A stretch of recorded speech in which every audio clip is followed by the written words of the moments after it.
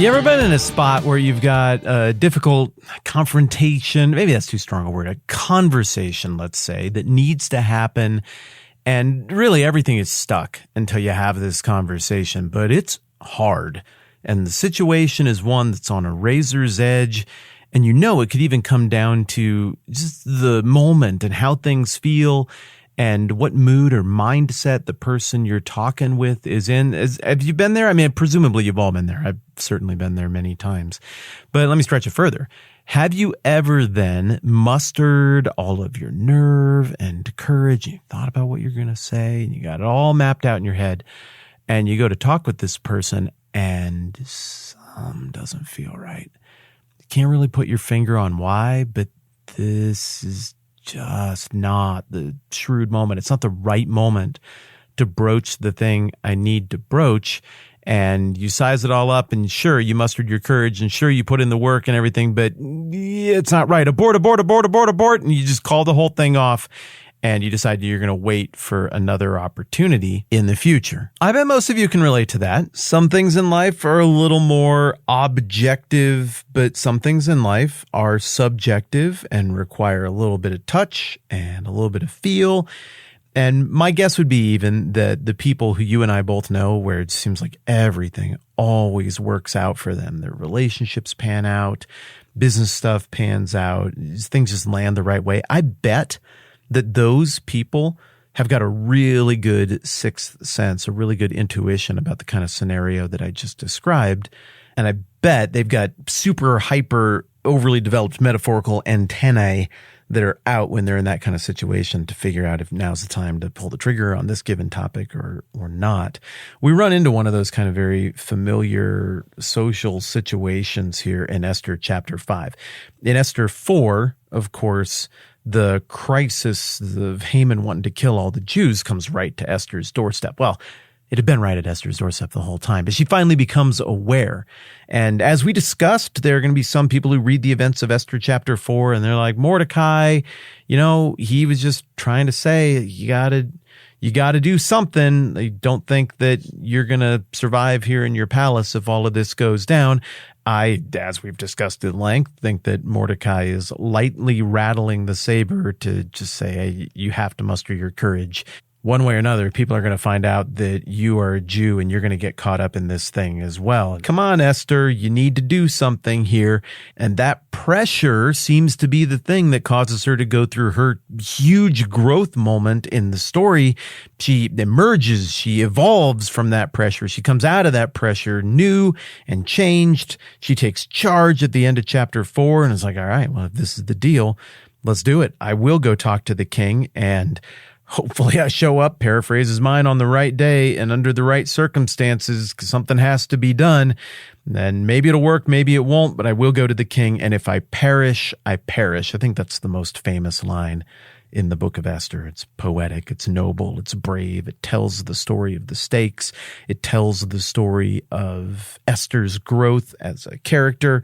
And so then in chapter 5, Esther finally, she does it. She puts on those royal robes. We imagined the scene together of what it's like for her to be walking through those halls, her shoes clicking on that marble floor, and she walks right into the doorway where the king is holding court after he hasn't seen her for who knows how long, at least a month, and he receives her. But he's understandably really curious about this little, not breach, but pushing of the boundaries of protocol, and they have a friendly exchange. Now, what am I talking about? Friendly exchange isn't nearly enough. The king is very generous in his reception of her. Chapter 5, verse 3, "What is it, Queen Esther? What's your request? Even up to half the kingdom it will be given you." He can see in her eyes, and he can see by her attire, and he can see by her action that she's in business mode. Something is up here. She's wanting to cash in some of the banked equity that she has earned with the king. She replies, "If it pleases the king, let the king, together with Haman, come to a banquet I've prepared for him." Okay, here's the next hurdle that we have to clear. And once again, we clear it. "Bring Haman at once," the king said, "so that we may do what Esther asks." And to you and me as the reader, where we feel no actual personal stakes, I mean, we're not going to get killed in Haman's purge. We're reading it from a distance. We care, but I mean, there's no immediate threat to you or me. From that seat of comfort, we get to that part in the story and we're like, great, let's get some resolution. Right now is perfect. But was Esther thinking that? Clearly her plan was to pique the curiosity of the king. She apparently knew the inner workings of his mind better than most people, and she knew that taking a bit of a flanking approach to this was far more likely to work than Kool-Aid Manning through the door and just yelling at him about what policies he should make or what policies he shouldn't have made. But I wonder if for Queen Esther, now there's this moment of panic. Now the heart goes from flutter to full-on pounding as the king's like, yeah, sure, great, let's do it. Right now is perfect. Wait, what now?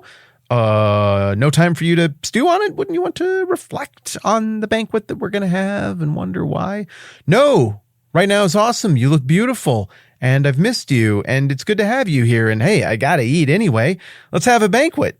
And so the text here in Esther 5:5 makes it sound like it's just immediate. Now, bear in the back of your mind what we were talking about at the beginning. Those kind of situations where you amp yourself up because there's a subjective thing that really, it's a huge pressure point in your life, but it's all going to come down to how the other person you need to talk to, the person who really has the keys to your situation here, is going to respond to it. Well, now all of a sudden we're in warp speed when it says, so the king and Haman went to the banquet Esther had prepared. What, like now? Yep. As they were drinking wine, the king again asked Esther, now what's your petition? It'll be given you. And what's your request? Even up to half the kingdom, it'll be granted. So he doesn't just say this kind of stuff in front of whoever is in the royal throne room to impress them. Now it's much more intimate. And he's still in the exact same spirits. That bodes well. What doesn't bode well is this bit about as they were drinking wine. I remember last time we were at a banquet and he was drinking wine and the queen was interacting with him about his decision-making. It did not end well for her. I think there's a very intentional echo back to that point, lest the reader here a few verses into chapter 5 think, well, Esther's got it in the bag now. The scepter's been extended. Everything is going to work out. He is drinking at a banquet, though. Pump the brakes a little bit here. And also remember, this seems to be moving at a quicker pace than maybe what Esther had in mind. Well, now here we are at the end of verse 6, where the king is saying again, all right, well, what do you want? I'm inclined to grant your wish. And as we move into verse 7, there's an invisible place here where Esther has to make a decision. She's got to feel the room. She's got to feel the vibe and the mentality of her man and make a decision as to whether now is the time or not. Well, she decides now is not the time. Esther replied, my petition and my request is this. If the king regards me with favor, and if it pleases the king to grant my petition, I picture Haman maybe curious, but the king in particular leaning in. Yes, if the king has found favor with you. And if it pleases the king to grant my petition. Yes, wife. And to fulfill my request. Okay.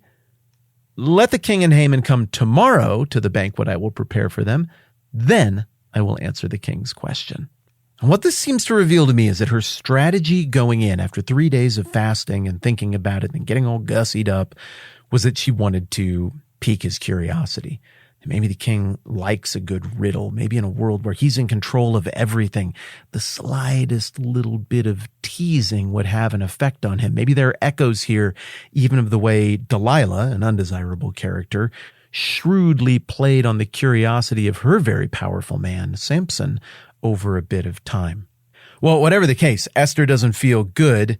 Whether she's going with the original plan of the long game or there was just something off in that moment, either way, she wishes for more wishes and invites the king and Haman to come back next time around. Like I was saying at the beginning of this conversation, I think we've probably all been in a situation, probably with lighter stakes, but a situation where the anatomy of the decision and the anatomy of the outcome is very similar to this.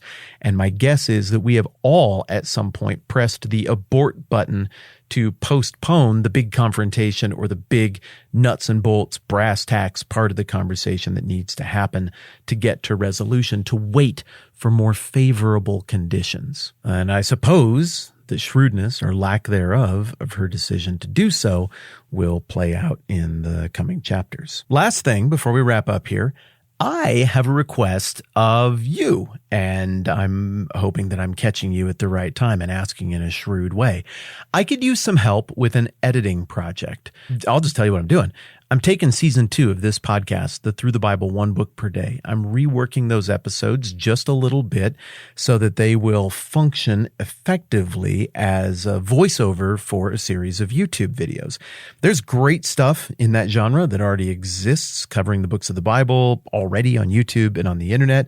I think there's room for hopefully more really good stuff in that regard with maybe a little bit of a different tone, but I need help putting stuff over the top of my voice and what I'm saying. I don't want my face to be on these videos per se. What I want to do instead is cover the raw audio of the podcast episodes I did on each book of the Bible a while back with images, text, maybe even funny and fun stuff, maybe some stock video of key locations that we're talking about, maps, details. I want to add visually a bunch of stuff that is going to help the existing podcast that I already recorded make more sense and be more useful to you and others who might be interested in that kind of thing. But like I said earlier, I need a hand. If you are an artist or a video editor, or you know someone who is, and you're also interested in the world of the stuff that we talk about here, I would love to hear from you. If you wanted to just shoot me an email, that'd be cool. My email address is thetmbh@gmail.com. All right. Thanks for hearing me out on that. Tomorrow we'll keep moving ahead and trying to figure out whether or not Esther is playing her hand the best way she possibly could. I'm Matt. This is the 10-Minute Bible Hour podcast. Let's do this again soon.